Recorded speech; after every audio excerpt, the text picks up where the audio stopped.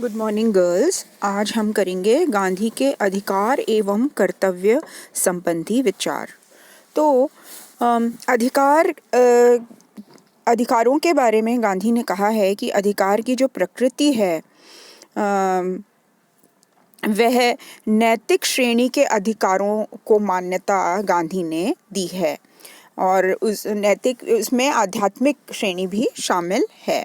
और उन्होंने अधिकारों की अनुल्लंघनीयता को बहुत तवज्जो दी है।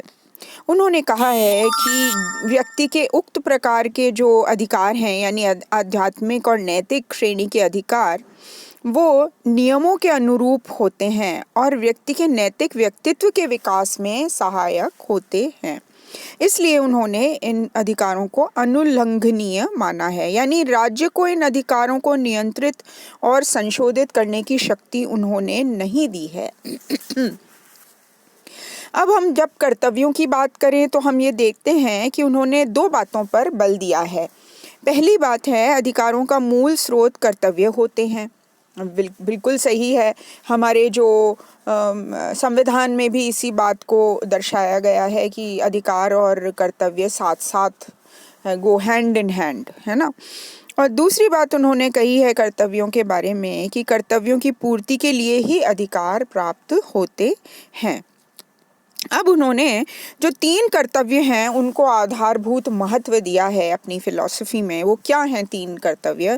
पहला है सृष्टि का आध्यात्मिक एकता के साथ तालमेल स्थापित करना है, और दूसरा है अपने यानी स्वयं के आत्मोत्थान के लिए सदैव प्रयत्नशील रहना, और तीसरा कर्तव्य है सार्वजनिक हित के अनुरूप आचरण करना, यानी ऐसा आचरण करना जिससे किसी दूसरे को ठेस ना पहुँचे। तो ये थे उनके कर्तव्य संबंधी विचार। अब आते हैं हम उनके शासन संबंधी विचारों पर।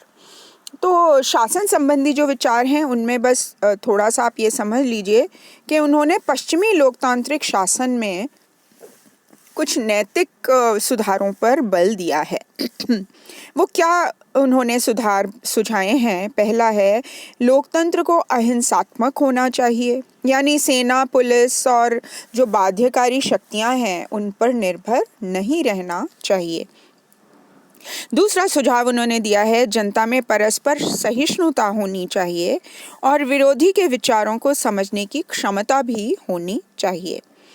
तीसरी बात उन्होंने कही है, अपनी स्वतंत्रता की रक्षा के लिए जनता में जागरूकता होनी चाहिए। और चौथी बात कही है, जनता एवं शासक वर्ग को सरल एवं सादा जीवन व्यतीत करना चाहिए, यानी अपने कर्तव्यों की पूर्ति के लिए सदैव सजग रहना चाहिए और अपने को स्वयं को जनता का सेवक मानना चाहिए।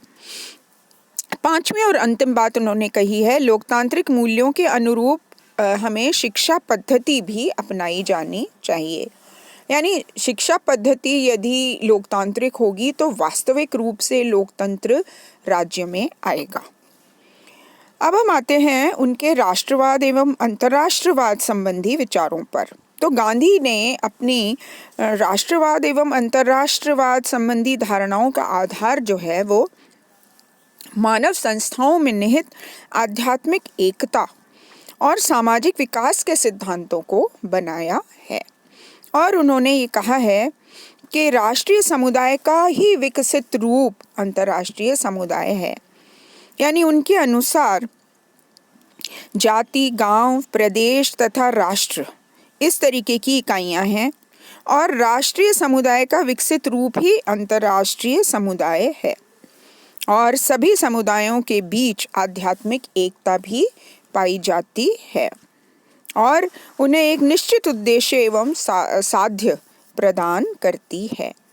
यानी जैसे कॉन्सेंट्रिक सर्कल्स होते हैं, सबसे छोटी इकाई गांव, फिर उस जाति, फिर गांव, फिर प्रदेश और राष्ट्र, सो एक दूसरे से ये जुड़ी हुई होती हैं। उसी तरीके से उन्होंने अंतर्राष्ट्रवाद को भी राष्ट्रवाद का ही एक एक्सटेंडेड रूप माना है। दूसरी प्रमुख बात उन्होंने कही है कि राष्ट्रीय समुदाय से अंतर्राष्ट्रीय समुदाय श्रेष्ठ नैतिक समुदाय है। यानी उनका ये मानना है कि सभी समुदायों का उद्देश्य अपने स्तर पर व्यक्ति के आध्यात्मिक और नैतिक विकास में मदद करना है और इसीलिए उन्होंने प्रत्येक समुदाय में अपने स्तर पर मानव जीवन में संघर्ष के स्थान पर सहयोग के मार्ग को अपनाने पर बल दिया है। तीसरी प्रमुख बात उन्होंने कही है, अंतर्राष्ट्रवादी होने की पूर्व शर्त है राष्ट्रवादी होना। यानी पहले हमें राष्ट्र के लिए समर्पित होना पड़ेगा, तभी हम अंतर्राष्ट्रवाद की सोच सकते हैं। उनका ये मानना है कि सही मायने में व्यक्ति अंतर्राष्ट्रवादी तभी हो सकता है जब वह पहले राष्ट्रवादी बने। और वह कब बनेगा? यह उन्होंने कहा है कि एक व्यक्ति के लिए पूर्ण रूप से ये असंभव है कि वह राष्ट्रवादी होते हुए बिना अंतर्राष्ट्रवादी बन जाए। और इसीलिए उन्होंने ये कहा है कि विभिन्न देशों के लोग अपने को संगठित जब करेंगे और एक व्यक्ति के रूप में कार्य करने में समर्थ हो जाएंगे, वही वास्तविक रूप से अंतर्राष्ट्रवाद होगा। चौथी महत्वपूर्ण बात उन्होंने कही है, राष्ट्रीय समुदायों को अंतर्राष्ट्रीय समुदाय के पक्ष में त्याग करना चाहिए। यानी यदि पूरे अंतर्राष्ट्रीय जगत का हित जिस चीज़ में है वो कार्य करना चाहिए और राष्ट्र के हित के कार्य को भूल करके पहले अंतर्राष्ट्रीय स्तर पर जो कार्य है उसको करना चाहिए।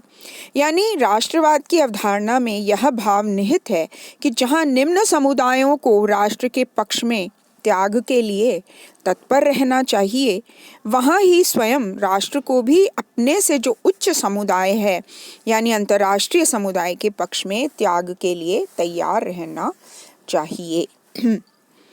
पांचवी बात उन्होंने कही है वसुदैव कुटुंबकम की, यानी कि पूरा जो विश्व है वो एक कुटुंब की तरह से है और मानव एकता यदि उसमें नहीं होगी तो हम इस पृथ्वी की रक्षा नहीं कर पाएंगे। यानी विश्व स्तर पर भी मानव एकता का जो भाव है वह निहित है। उनके राष्ट्रवाद की अवधारणा वसुदैव कुटुंबकम के भारतीय आदर्श पर आधारित है। अब हम आते हैं गांधी के राजनीतिक आदर्शों पर यानी विचारों पर। तो उनके अंतर्गत हम ये देखते हैं कि उन्होंने सर्वप्रथम राज्य विहीन समाज की अवधारणा को स्वीकार किया है। उन्होंने ये कहा है कि जो अंत में यानी जब सारे व्यक्ति जब सभी व्यक्तियों की सारी मनोकामनाएं पूरी हो जाएं, जब सभी व्यक्ति जो हैं उनका विकास हो जाए, ऐसी परिस्थिति में राज्य के जो कर्तव्य हैं वो खत्म हो जाते हैं। यानी राज्य का लोप हो जाना चाहिए ऐसी परिस्थिति में। तो गांधी के अनुसार जो है राज्य विहीन समाज का उन्होंने स्वप्न देखा है। यानी